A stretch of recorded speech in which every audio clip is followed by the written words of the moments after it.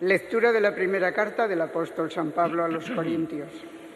Hermanos, no me envió Cristo a bautizar, sino a anunciar el Evangelio, y no con sabiduría de palabras, para no hacer ineficaz la cruz de Cristo.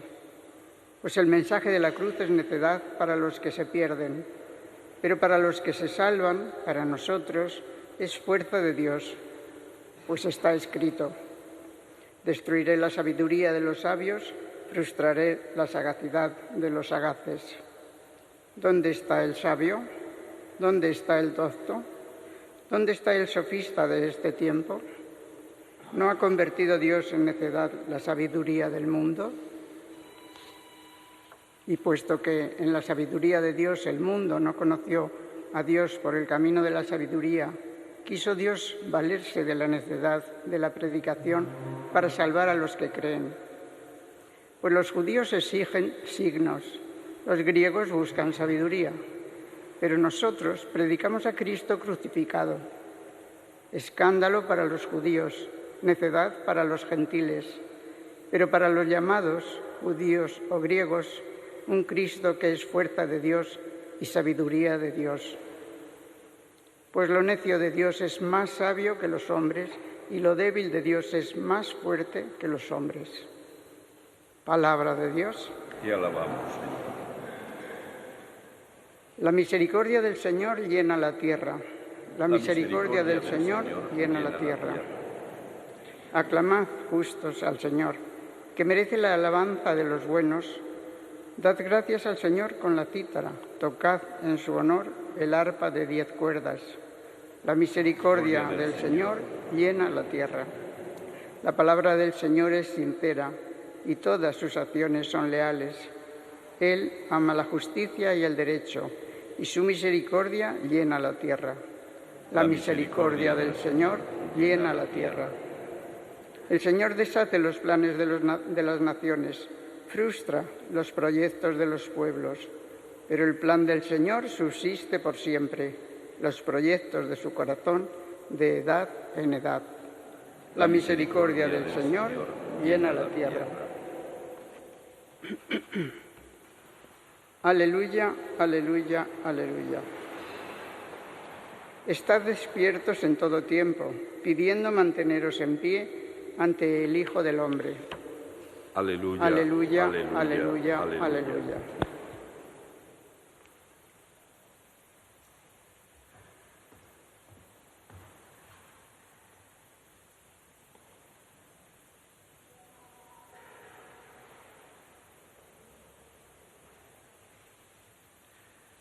El Señor esté con vosotros. Lectura del Santo Evangelio según San Mateo.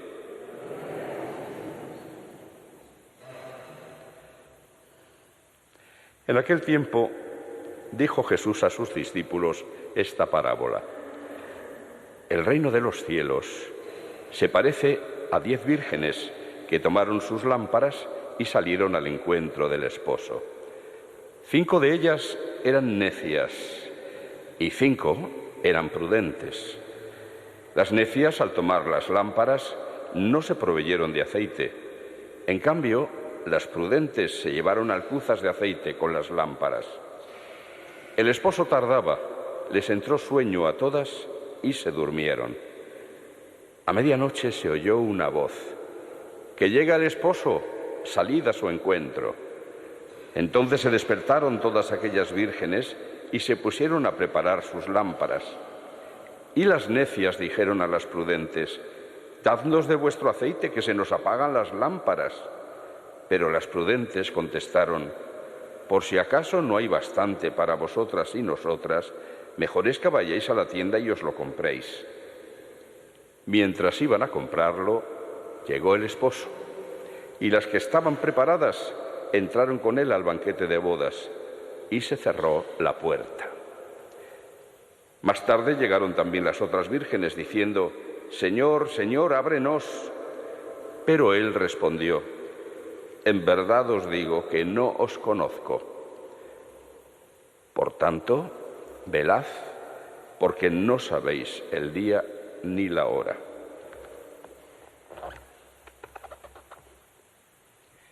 Palabra del Señor.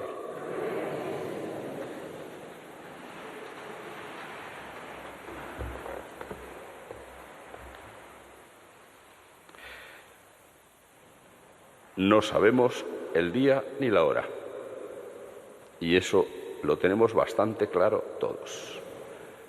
El momento de pasar de este mundo al Padre puede llegar en cualquier instante.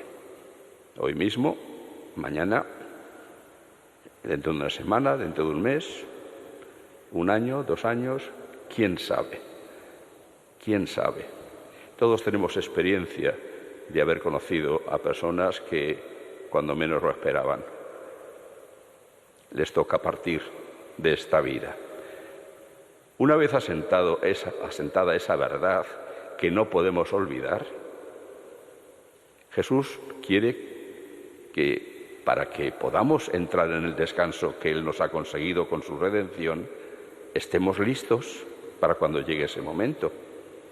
Y entonces, con esta parábola, nos dice que hay 2 formas de encarar la vida. Una que es necia y otra es prudente. Lo de las 5 muchachas, 5 y 5, no es lo importante. Lo importante es la actitud. Unas son necias, otras prudentes. Y no hay más que esas 2 posturas para encarar la vida, para enfrentarse con la vida. Todo lo que quiere decir Jesús con lo de la postura necia y la postura prudente lo encierra en la imagen del aceite, de estar o ir con aceite de repuesto. Es decir, es el tener suficientes reservas lo que nos permite en nuestra vida poder llegar a la eternidad, porque no se puede improvisar. Una persona que durante toda su vida se ha negado a amar, a perdonar, a vivir castamente, etcétera, etcétera, no puede improvisar todas esas virtudes cuando le ve las orejas al lobo y se ve postrado en una cama con una enfermedad gravísima. No puede de pronto aprovechar un tiempo que ha perdido lastimosamente a lo largo de toda su vida. Y aunque es cierto que la misericordia de Dios puede llegar a perdonar incluso al ladrón que tenía a su lado, que le pidió con plena fe que le dejara entrar o llegar a su reino, pero no podemos estar, diríamos, en esa actitud que sería muy imprudente, muy necia, de estar esperando, a ver, al final me arrepiento y ya está. ¿Quién sabe si vas a tener ocasión de poderte arrepentir al final? ¿Quién sabe? No. El aceite hay que irlo preparando mientras estamos en esta vida. Eso es lo prudente. El despreocuparse de nuestro postrer y más último viaje a la eternidad, eso es una necedad, es una estupidez, es lo que proclama Jesús con toda claridad. San Pablo, en su carta a los Corintios, de la que hemos escuchado un fragmento hoy, habla también de necedad. También sale ahí la palabra. Y es que para los griegos la cruz es necedad. Para los judíos, escándalo. Esta última parte la entendemos bien porque efectivamente en la Sagrada Escritura aparece un texto en el que se dice: maldito todo el que cuelga de un madero, haciendo alusión a los que morían crucificados. Si para ellos era maldito el que colgaba de un madero, uno como Jesús no podía ser un bendito de Dios, ni por lo tanto un profeta, y mucho menos el Hijo de Dios. Por lo tanto, cuando predicaban a Cristo crucificado, les producía a los judíos escándalo. ¿qué decís? Uno que muere así no puede de ninguna manera ser de Dios. Olvidándose de que habían sido ellos mismos quienes lo habían condenado a esa muerte ignominiosa, y no porque la mereciera. Pero ese era el escándalo. Para los griegos que buscaban sabiduría, no olvidemos los grandes filósofos que habían surgido en la cultura griega, buscaban sabiduría, preguntarse el porqué de las cosas, tratar de discurrir y así de esta manera encontrar respuesta a muchas preguntas. Pues para los que buscan sabiduría, ¿cómo va a haber sabiduría en una cosa tan terrible como es una muerte ignominiosa en una cruz? Eso es una tontería, eso es necedad. Y sin embargo, San Pablo, que precisamente en Atenas había tenido una experiencia triste y dolorosa, porque allí, al empezar su predicación en el ágora de Atenas, había empezado tratando, diríamos, de utilizar los argumentos humanos, la sabiduría humana, para conducirlos hasta la verdad de Cristo. Y así empieza a halagarle, diciéndole: uy, veo que sois muy piadosos, porque además de los altares que tenéis dedicados a tantos dioses, habéis dedicado uno al Dios desconocido. Es decir, os daba miedo que si había alguno que no le conocíais, se fuera a enfadar, y por eso le habéis dedicado también un altar. Y así sigue el tenor de su discurso hasta que llega a anunciar la resurrección. Y entonces se encuentra con que le dicen: hasta luego, Lucas, mañana te oiremos. Y se van, no quieren escuchar, porque aquello que estaban oyendo les parecía una necedad. San Pablo escarmentó y desde entonces decide no predicar sino a Cristo y Cristo crucificado. Hemos escuchado hoy cómo decía más o menos estas cosas: a Cristo me ha enviado a anunciar el Evangelio, y no con sabiduría de palabras, para no hacer ineficaz la cruz de Cristo. Porque el mensaje de la cruz es necedad para los que se pierden, pero para los que se salvan, para nosotros es fuerza de Dios.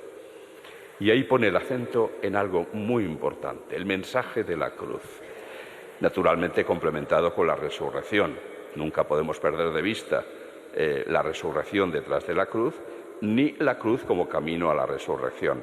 Es el mensaje de la Pascua en el que ambos misterios van unidos. Pero la resurrección lo acogemos con gusto, porque eso sí nos apetece, lo de vivir para siempre. Lo que ya no acogemos con tanto gusto es el mensaje de la cruz, es decir, el que el amor exige crucifixión.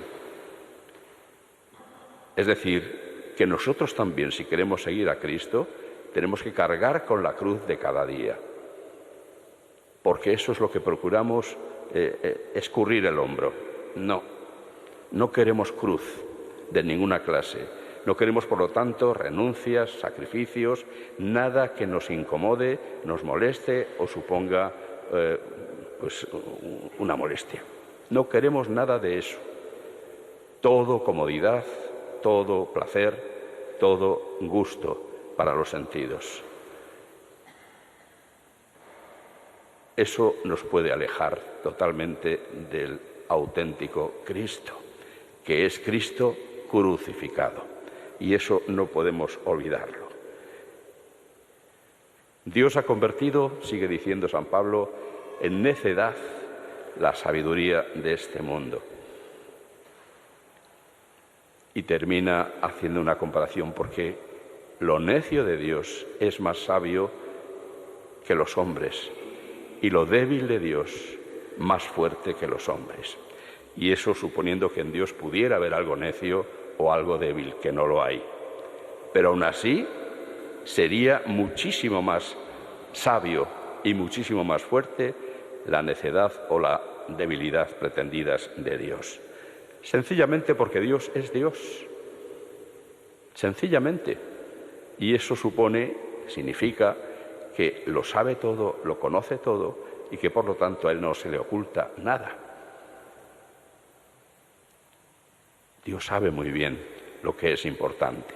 Y si Él ha elegido para su Hijo e incluso para nosotros un camino determinado, ese es el buen camino y no hay otro que sea bueno, no lo hay. Así que por mucho que nos asuste o nos incomode o incluso nos escandalice el mensaje de la cruz, no olvidemos que nos es fundamental. Primero porque hay cruces que aunque no las quisiéramos tener, no nos las podemos quitar de encima. Como puede ser la enfermedad o por supuesto la muerte, el dolor de la pérdida de otras personas, en fin, 1000 problemas que hay en la vida. Hay cruces que no nos podemos quitar de encima y otras que sí podemos quitárnoslas de encima, pero no debiéramos, porque suponen entonces, si uno no renuncia, si no se sacrifica, supondría que no estaríamos en condiciones de amar. Amar de verdad siempre duele, siempre produce dolor porque hay que arrancarse a sí mismo. Amar es dar tiempo, dar vida, dar energías, dar dinero, amar es dar. Y eso que damos nos lo arrancamos a nosotros mismos. Y eso siempre duele. Eso siempre duele. Por eso, el que quiera seguirme, que tome su cruz, que se niegue a sí mismo, tome su cruz y se venga conmigo.